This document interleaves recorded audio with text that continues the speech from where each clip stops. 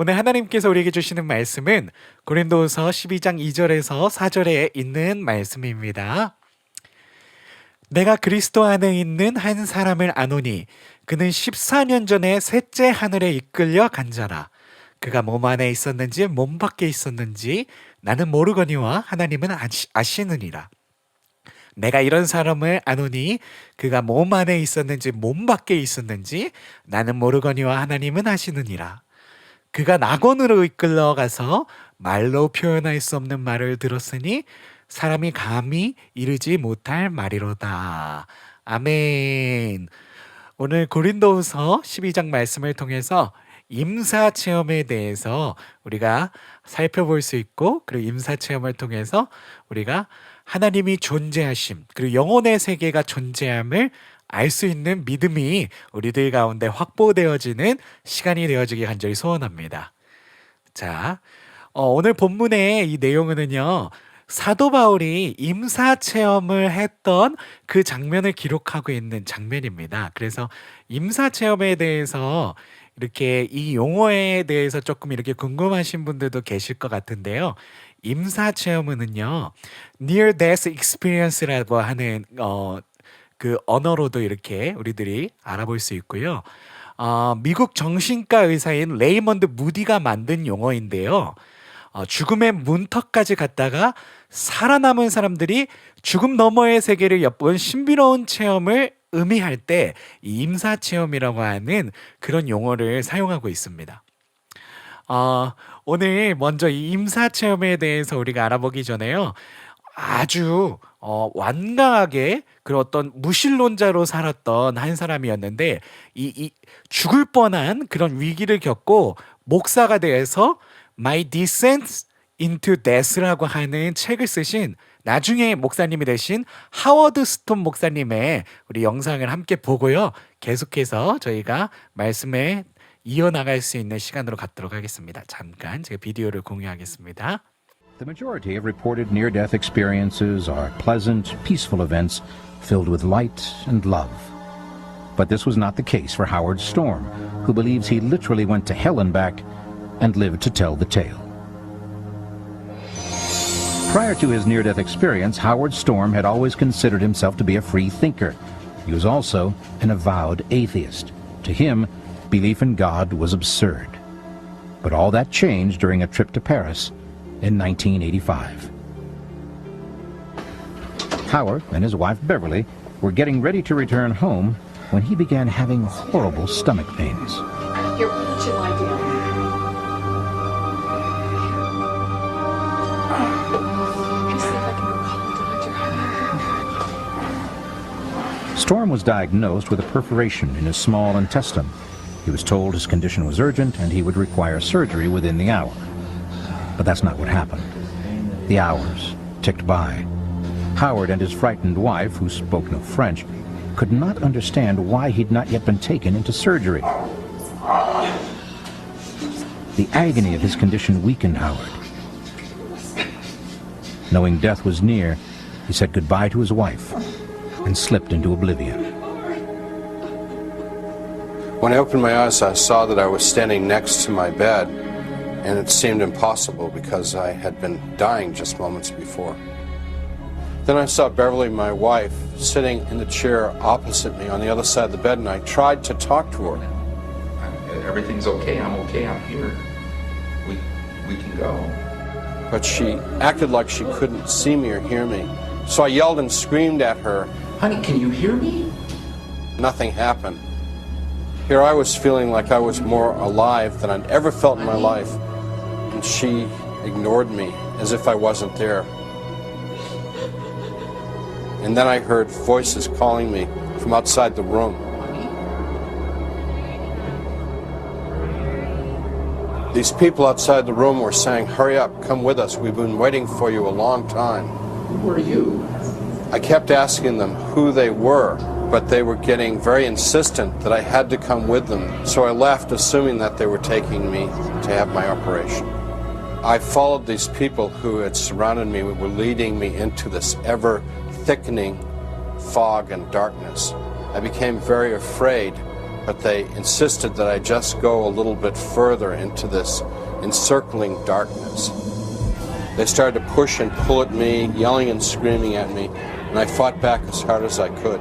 There were dozens of them, maybe hundreds or thousands. I couldn't tell because it was so dark. To my horror and disgust, they were tearing me apart, gnawing and clawing at me, consuming me. They were laughing and taunting me, and the more they hurt me, the better they liked it.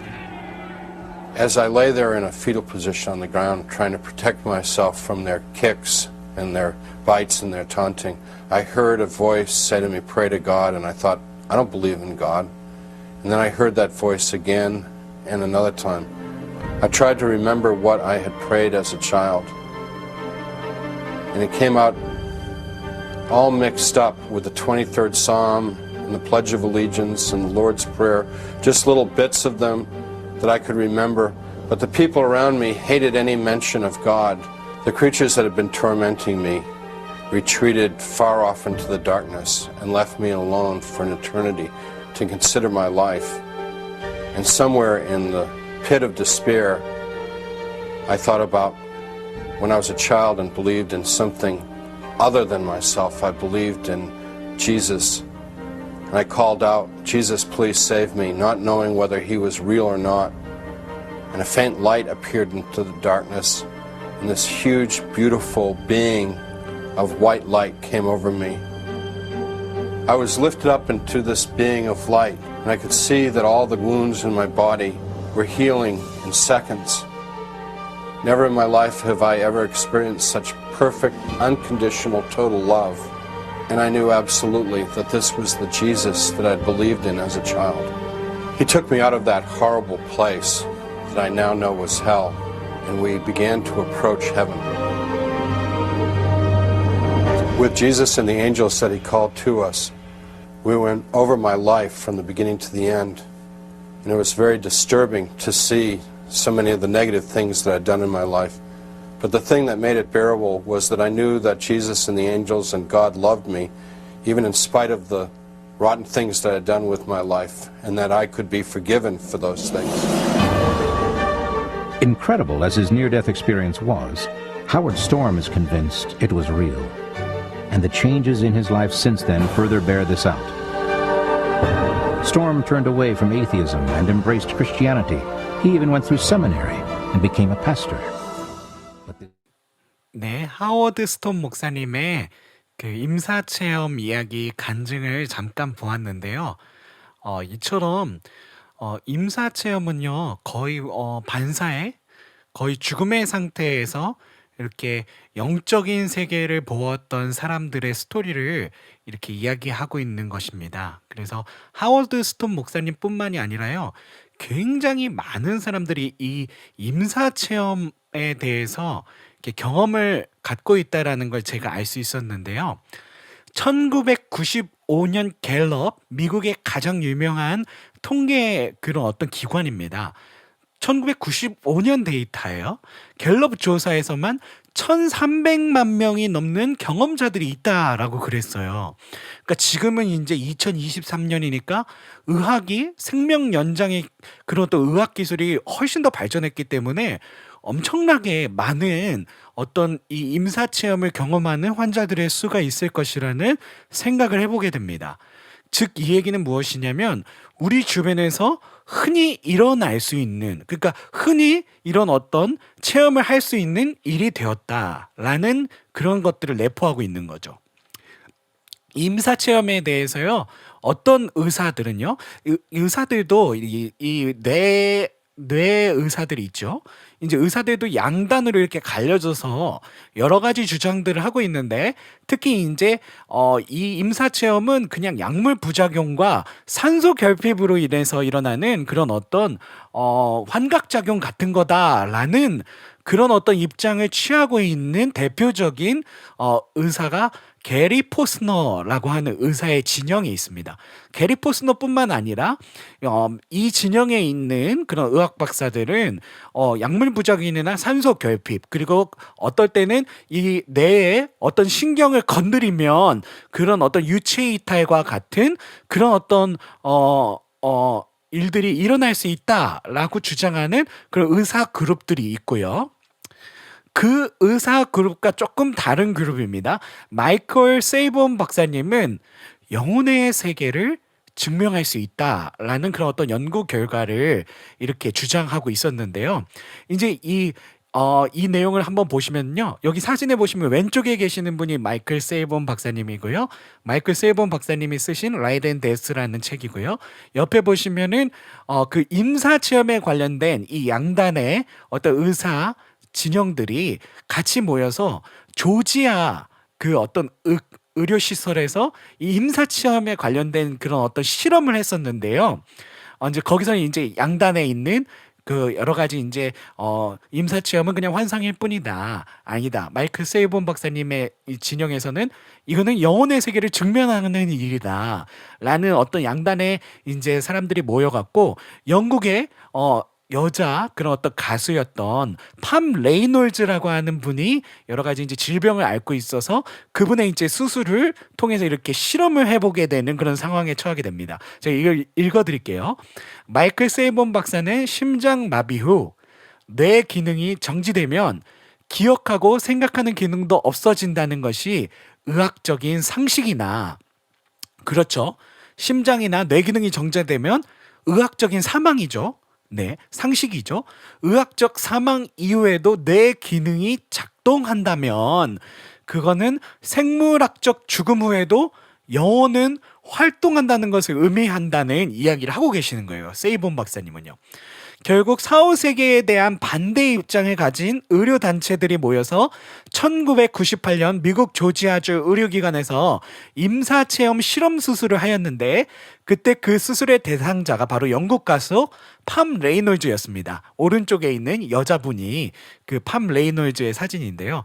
팜 레이놀즈의 수술은 심실정지의 상태로 진행되는 수술이었고요. 뇌에서 피도 이렇게 빼갖고 뇌에 있는 피까지 다 빼갖고 다 빼진 않았을 거예요. 피의 일정 부분을 빼갖고 뇌도 정지되고 그리고 또 이 그 심장도 정지된 상태에서 이제 진행되는 수술이었는데 놀라운 사실은 뭐냐면 깨어난 후 팜 레이놀즈가 수술실의 대화 장면을 세세하게 보았고 그 심지어는 수술실에서 어떤 이런 그 수술 도구를 썼는지까지 기억을 하고 있었다는 거예요. 나중에 이제 수술이 끝나고 이 그 팜 레이놀즈를 인터뷰를 했는데 그때 이제 임사 체험을 하면서 수술할 때 그런 어떤 수술실에서 간호사와 의사의 그 대화 그리고 썼던 그런 나이프라든지 모든 어떤 장비들을 세세하게 기억하고 있었다.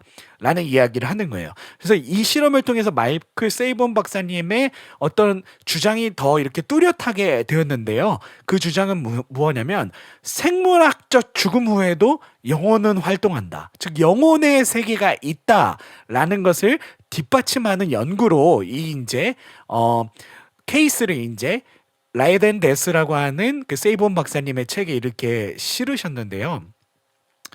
저는 잘 모르겠습니다. 제가 의학에 대해서 전문가가 아니기 때문에 과연 뇌나 어떤 심장이 그 멈췄을 때 이런 어떤 영혼의 어떤 일들이 일어나는 거에 대해서 어떤 의학적인 소견을 이렇게 말씀드릴 수는 없을 것 같고요. 목사로서 이런 어떤 의료 어떤 케이스를 이제 분석하면서 드는 생각은 이런 분들의 주장을 통해서 이런 어떤 의학 기술 근데 과학기술의 세계에서도 이 영혼의 세계가 존재한다라는 것을 입증할 수 있겠구나라는 그런 어떤 가능성을 보는 그런 내용이 됐습니다. 주로 이 임사 체험을 경험한 사람들은요, 이 두 가지로 거의 뭐 많은 케이스들이 있지만 임사 체험을 경험했던 수많은 사람들을 인터뷰해 보면은요 많은 어떤 이야기들 많은 그런 어떤 자기들이 체험했던 이야기를 하지만 딱 두 가지로 압축할 수 있습니다. 큰 빛, 어둠. 이 두 개로 임사 체험했던 사람들이 이렇게 인터뷰를 하거든요. 그러면 큰 빛을 경험한 사람들은 이게 천국이라고 할 수 없지만 큰 빛에 빨려 들어가는 것 같았고 굉장히 마음이 평안하고 그런 어떤 이 세상에서 맛볼 수 없는 엄청난 기쁨을 맛봤다라고 이제 인터뷰했던 사람들이 있고요. 이게 지옥이라고 명명할 수 없지만 아주 소름 끼치는 어두움, 두려움, 그리고 온몸이 막 빨려 들어가는 그런 엄청난 고통, 그런 것들을 이제 임사 체험을 통해서 봤던 사람들, 거의 대부분의 사람들이 이런 종류의 어떤 인터뷰를 했다라는 것을 저희가 들을 수 있었습니다. 오늘 본문에 보면은요, 사도 바울도 자신이 임사 체험을 했었던 그 내용에 대해서 이렇게 오늘 본문에 기록을 하고 있는데요. 그가 몸 안에 있었는지 몸 밖에 있었는지 나는 모르거니와 하나님은 아시느니라. 그가 낙원으로 이끌려가서 말로 표현할 수 없는 말을 들었으니 사람이 감히 이르지 못할 말이로다. 사도 바울이 자신이 어떤 임사체험, 거의 죽음의 어떤 한계에 이르렀을 때 이 하나님의 그 어떤 나라를 보았던 그 장면에 대해서 간단하게 이렇게 언급을 하고 있는 모습을 볼 수가 있습니다. 임사체험에 대해서 뭐 여러 가지 가능성, 여러 가지 이야기들을 할 수 있겠지만요. 저는 이제 목회자로서 이 임사체험에 대해서 이렇게 신앙적인 식견으로 바라볼 때 이 두 가지에 대해서 이야기를 할 수 있겠다라는 그런 어떤 결론에 이르게 됐습니다.